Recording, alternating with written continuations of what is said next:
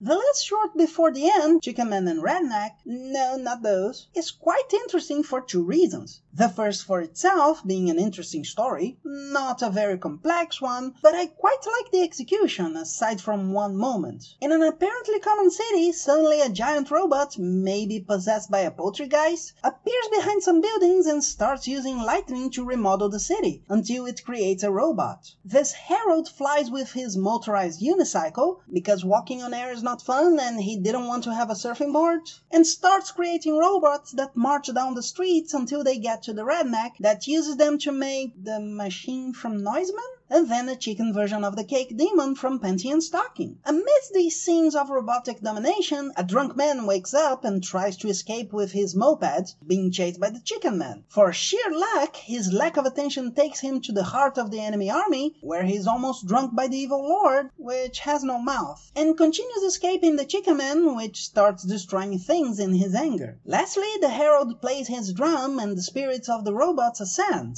And the Redneck falls and the human survives in one of the buildings taken by the ironworks, while we hear sounds of people on the street. And I have to say, this short doesn't have one definite interpretation. The only thing that is certain is that the Chicken Man survived, we having seen it in the start on a building during the day. Probably, since there aren't big cuts, this means these scenes in the start are a sequence after the evening when Redneck is destroyed, especially because the herald is created during that night. These would probably be his memories before jumping off the building. The only really problematic part is right before the little chicken boy plays his drum. What is going on here? Maybe this means the sunrise is the problem? I doubt the destruction of buildings and streets happens every night and is reverted. Maybe he's looking at the robot falling apart, but the robot spirits coming out is still not explained. In other words, I don't know. But, as I said, there is a second reason why this short is interesting. But for that, we must first finish watching the anthology.